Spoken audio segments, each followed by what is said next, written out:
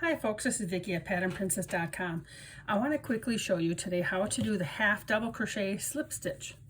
I happen to be working on a different blanket and I've just recently finished a cowl here. I'm going to be showing you this row, this row, and this row. This is a half double crochet row, but these are all half double crochet slip stitches done through both loops. And so that creates a nice little ridge area there. And I do have this pattern that for you. This is called the dual ridge stitch, this double crochet, and then the half double crochet slip stitches. So if you wanted to get this, that is, I have a video on this as well, but it's a dual ridge slip stitch, or dual ridge stitch, but that uses the half double crochet slip stitch and double crochets. Now this here has a half double crochet slip stitch, but it's only in the back loop. So it creates a nice stretchy fabric, and it's just a really pretty fabric. And I'm going to be sewing this together on the ends and making a cowl, and I'll have this pattern up on the website soon. But I'm just going to quick give you an overview here.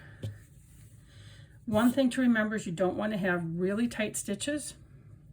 Let me get my yarn here. My yarn's all tangled up. Is you don't want to have really tight stitches, because then it gets hard as you come back through the other row to, here's my stitches here. I've been working my half double crochet slip stitch. These are my top loops, okay? And so I'm just working on top of a double crochet stitch. So you're going to yarn over. But anyway, so when you come back through, I should finish explaining. If they're really tight, you're going to have a hard time getting your hook through. So don't make them too loose, but you know, loose enough. So you yarn over. I'm going to put my hook through underneath both loops. Yarn over, bring it through, and then just take, I like to hold my finger right here, because if I don't, it all pulls.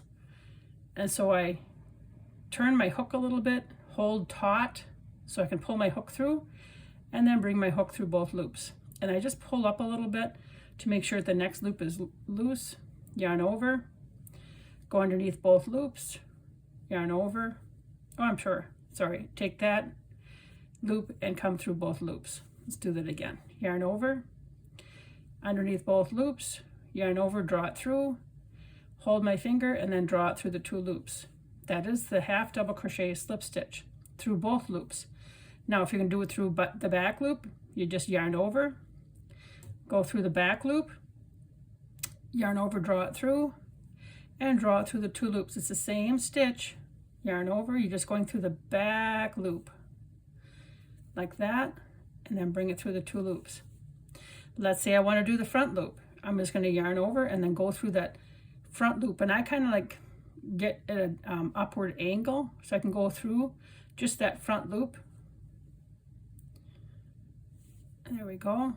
Yarn, and then I've yarned over, brought it through, and then I just bring it through my two loops.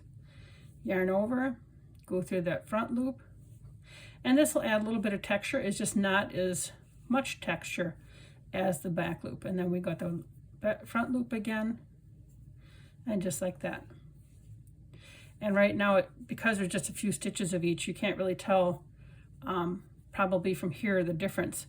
But when you do the back loop only, you start to have a ridge on this side. When you do the front loop, there's a little bit of a ridge on the other side. And of course, then here's both loops. So I hope that this has helped you. And this is how to do the half double crochet slip stitch. There we go. I got it back to where I was. And then if you wanted to make this pattern with the double crochet and the half double crochets, this is a dual ridge stitch. All right. At least that's what I called it. Thanks for watching. Please remember to like, share, and subscribe. And you can get the free patterns on the website, patternprincess.com. Thanks.